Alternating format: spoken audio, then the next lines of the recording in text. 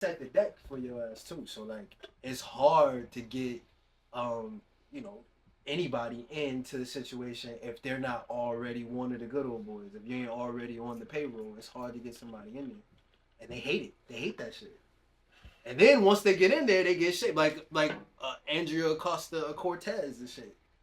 Like when she first came in, everybody was like, "Oh, all in love with her" and all that shit. Then she saw how hard it was, and started changing her tune a little bit. I'm gonna read y'all something real quick. Yeah. And to the point that you're making right now, because like I said, I reach out to people all the time just to get a better understanding of what I don't know. There was somebody on Twitter that I was going back and forth with that I realized he follows me, and I realized that this person was a political insider. I could just tell the way this person was talking about when Congress was in session. They were talking about rules votes and all kinds of stuff like that. And I literally hit him on Twitter. I was like, help me learn more about government, right? He gives me back. He goes, incredibly broad, happy to answer any questions that you have. And he goes, are you talking about Congress specifically? I know. I was like, nah, I just need to continuously deepen my political IQ and make sure that it matches my cultural IQ. This was the response. That is my career and life, for better or for worse. So happy to answer questions like I said. Most of politics is not as corrupt in the ways we tend to think of it based on TV shows and reporting. If there was one thing I would say is important to understand as a baseline, this goes back a little bit to what you were talking about with AOC, is that politicians are not what we see on television or pop culture. They're not evil, scheming masterminds. Politics is about the incentive structure because politicians are still human. They come here having an agenda. Be it conservative, moderate, liberal, progressive, or whatever. But once they are in, 4 out of 5 districts are safe. So they're chilling. So they're only concerned about primaries, about challenges before the actual elections that they're going to be going in, right? We have less swing voters than ever in the history of the United States, so it's mostly about turnout and not persuasion. Think about that. It's actually about the number of people that you can get to come out for an election and not convincing somebody that your way is right. It's about making a new voter more than it is, or inspiring an old voter more than it is actually having the better ideas. This is from a lobbyist. And he goes, they want to stay in power to do whatever that agenda is, and for most of them, that agenda is fairly limited. They have personal issues that they care about. They have district issues they have to care about. Then everything else goes in the fuck it bucket, which means party line voting. So that means that anybody that you vote for is going to be maybe one thing, or maybe even 2 things that they really care about, and everything else, they're just going to vote with their party. So that means you have to align yourself with somebody that cares about the 1 or 2 things that you might be caring about at that point. Copy. He then goes on, because he wrote a long message. So how I vote is essentially what he's saying is how I should vote. Yeah. But go ahead. Well, no, all I'm saying is this. I don't want to read the whole thing because he got really excited that I reached out and he went crazy. but and shout out to him because that was really good stuff because I really took it to heart what he's saying. Even when we talk about the way this is educated, right? Noam Chomsky in the book one time, because we go back to school. Noam Chomsky in the book one time. Real smart guy. Hard to listen to. Difficult. But he talks real slow. Master of linguistics, but sometimes difficult to listen. He's old. That shit. But he talked about the fact that there was a friend of his that was from Germany that came over here, and he was in American school. And he was having trouble in school because he couldn't understand the language as well. He was very bright, brilliant, went on to be multiple PhDs, all kinds of stuff, but he couldn't understand the language, so he was getting like C's in school. Nobody called his parents. He started being late to school, and then they called his parents. Why do you think that is? Why did the school care more about the fact that he was late than the fact that he was having trouble learning? Truancy, money. The school is preparing you to go into the workforce. The school is preparing you to go out and be a worker. So of course they care more Like being on time. that you're late than they do. They'll pass you through with C's. C student is perfectly great. Go out and get a factory job, but you gotta show up on time. So a lot of this political literacy that we're talking about, if we were talking about things that actually made an advanced American citizen, we'd be talking about finances in school. Crazy. We would learn how to do our taxes in the 9th and 10th grade. Crazy. And we would spend at least 2 years on civics. Shouts to my man from Jersey who moved down to Pensacola. I was in this class like duly enrolled. So this time it was 12th grade. She was like, all right, we're gonna start working on our college applications. Whatever college you wanna go to, write your little essay and I'm gonna read it, we're gonna revise it before you submit it. This was part of the curriculum. Right? So this is what we were doing. Gets towards that time, I get early accepted into UCF. Alright? My man's is in the regular English class. Dwayne. Dummy. Listen. He's from Jersey. He's from Jersey. And so while we over there doing that, he's asking like, yo, what the fuck is y'all doing? I told him what we was doing. He's like, yo, they got us coloring. Doing worksheets. No. Coloring. I'm just being for real. Coloring photos in the 12th grade. What? So he came in one day and he was coloring because he's from Jersey. He said, yo, what the fuck is y'all got me in here? He just started wilding, right? They called the security. He was like, how the fuck you got everybody in the upper class doing this type of shit? This is what they do, man. This is what they do. This is how they fucking social engineer society. They start that shit off early, man. Wow. Because if they wanted you to know what the fuck you was doing, they would have educated you from the beginning. It's better if they just tell you and then you go out and you be like, for me, it's so funny that he said that. Like, this little standardized test in Louisiana, test came through 4th grade, got whatever on the test. They put me in the gifted programs. It was only 12 kids in the class. Shouts to gifted. It was only 12 kids in the class. How many was black? I was not a lot. And I mean, they weren't. It was all basically me. All my classmates were white. But there were only 12 kids in the class, and they are like, you have to get certain scores on certain tests for them to get the funding. So they're concerned. They're concerned about how you're doing. They're concerned about how you're learning. They're concerned about your SAT, your ACT, all of that. And it's competitive. Once again, like we're talking about us being competitive, right? If like competition in school it makes you smarter. It makes you listen to things that you might not listen to. It makes you consider things that you might not listen to. But not to get off the point, the thing is, for me, all of these things are things that we have to care about. We have to care about our schools. We have to care about how the children are being educated. I don't want to take kids and make them into little gladiators. Nah, you got to fly with the butterflies and do all of that other shit and do all of that. But at a certain point, my daddy told me this, God rest his soul. I started collecting shells for my shotgun when I was 5. And he was like, at some point, you're going to have to learn how to shoot. And it's better when you start earlier rather than later. And then if you're going to have a gun, you got to learn how to clean it. And if you're going to clean the gun, you got to learn when you can have it. If you're going to learn when you have it, you're going to learn when you're going to shoot, what you're going to shoot, how you're going to shoot. So he took pride in making a comprehensive man. Yeah. You know what I mean? And so we have to take pride in that.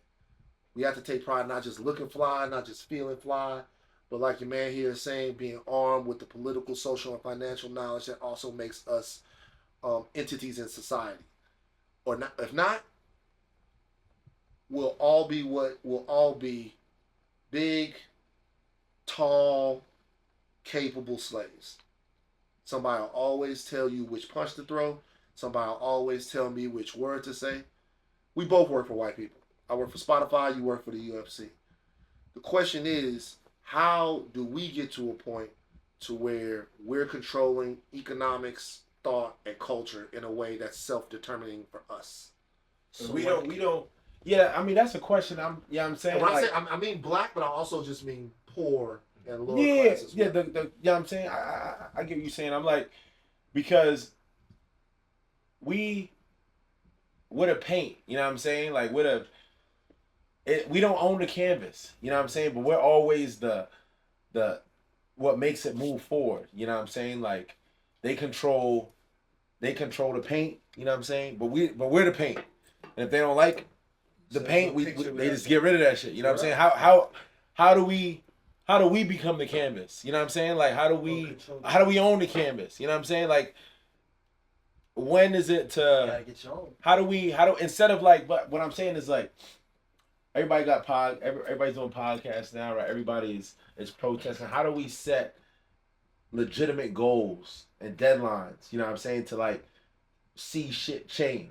Okay, so this is like basically what everybody can say, oh, I'm a 200 millionaire, I'm a billionaire. How'd you get there? Well, you gotta not sleep, you gotta work hard, you gotta fucking eat breakfast in the morning. Like they say these general things that got nothing to do with shit, right? You gotta eat breakfast in the morning. So, but what you're saying is like, what are the steps? Yeah, like that. Like so for me, I get so removed from shit, right? Because I'm like, all in life, I want information and opportunity. Only those two. That's my thing, right? I get frustrated when my roadblocks. I'm like, I want action, like, and I'm with the action. You know what I'm saying? Always. Like how we But you can't wait for somebody to tell you where to go. You know what I'm saying? And that's what I'm trying to get at here. Like, well, I mean, that's aside from the point, but a lot of people want the action, but then they're waiting for someone to tell them what the action is. You gotta slow down, get the information, and then read, and then you figure out what the action is. So for me, right, what I figured out, because all this is just frustrating, right? It's fun. I consider myself a fairly intelligent brother, right? However, there's only so much time in the day. And you follow politics, you read what the fuck is going on. All it does is make you mad. And they count on that. They count on that for you to keep yourself ignorant. You don't want to be part of the because it's all corrupted, it's bullshit, it's that. They want you to feel like there's nothing you can do. However, there are little, fail-safes built into the system in order to reset it.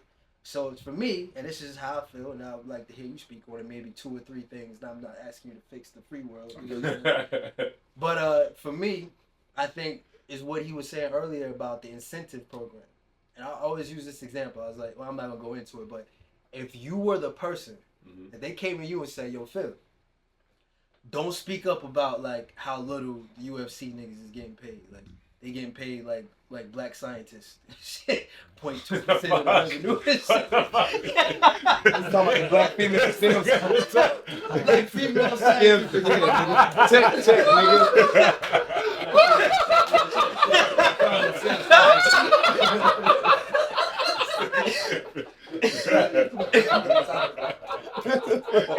If they brought to you and say, yo, Phil, we gonna pay you like a black scientist. We need you to make this speech about how much you getting paid, and you make this speech, and nigga will change the whole UFC. All 600, 1,200 fighters, all these shit, everybody get paid. Then Dana White say, yo, Phil, come here. I'll pay you $50 million right now. Don't make no speech. Right. I'm not. That's such life-changing money. Zoom in on. Zoom in on. Yeah, I'm gonna make that speech. Dana White gambled with $50 million. He gambles with $50 million. It's nothing to him. So you telling me with AOC or whoever the fuck it is, right? Fucking, what was the dude's name? A distinguished gentleman with Eddie Murphy, right? Go to the fucking thing and they say, yo, this vote that comes in later, it's about if we could put fucking Boeing doors on fucking cribs in black communities. I want you to say yes. Well, I mean, let me read it. Nah, you don't need to read it. We're going, hey, when you get out of here, you got a job for life at Boeing. You don't gotta do nothing and shit. Mm-hmm. Sometimes I think about it in real terms. I don't even blame them for being corrupt sometimes. It's just human nature. It's like you said, it's just there's a want and there's a need. You are a human being. You're in this position. It's tough. AOC, whoever, came from regular circumstances. She wasn't a career political figure. She got voted into that because people liked her and thought she had something good to say. When you get into that system, niggas is beating you down. Every time you fucking open your phone, there's 16 different niggas using you as the scapegoat. She's like considered the worst person in the world for one side, for half of the country and shit, right? So that shit is hard. It could change you. So if you got all that and the niggas is like, yo, just put your hand up. Yo, don't even show up today for the vote. We're going to pay you this much. It's hard to tone that down. So the only way to fix it is to remove the money from the shit. It used to be illegal. We used to have a certain thing called bribes. We used to have something. It used to be fucking honor among thieves around here. This thing of ours. This fucking country used to do something about that shit. Now they're paying niggas off on the Supreme Court. Niggas on the Supreme Court is catching flights over, getting flown out like bitches off IG and shit, nigga. Alden Crow. Yeah, and Clarence Thomas. So he's 1,000% right. If you were gonna ask me, number one, the first thing that I would do, like I mean, like say shit. If you were asking me the number one first thing that I would do,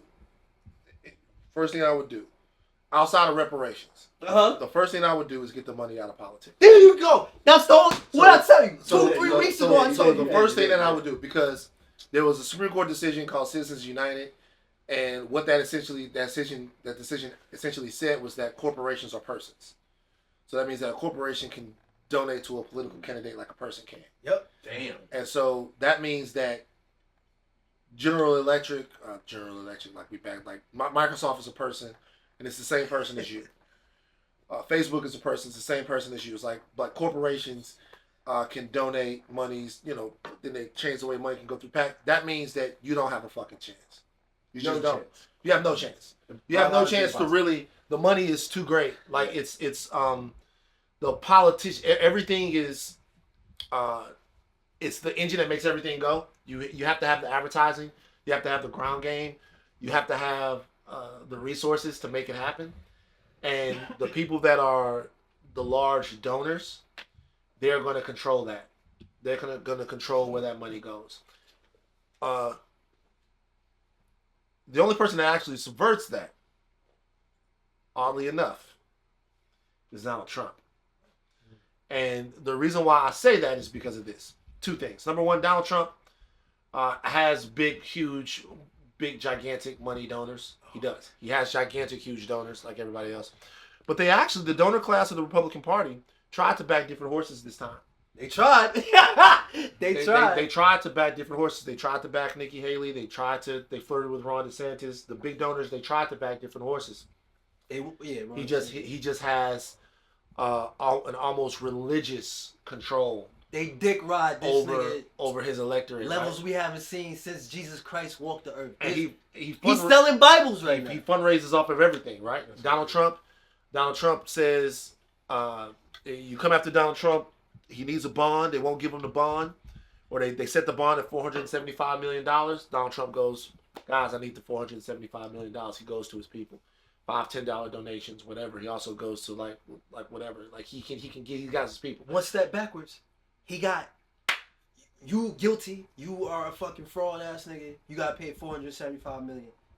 He goes into the appellate court to get appealed. Yeah.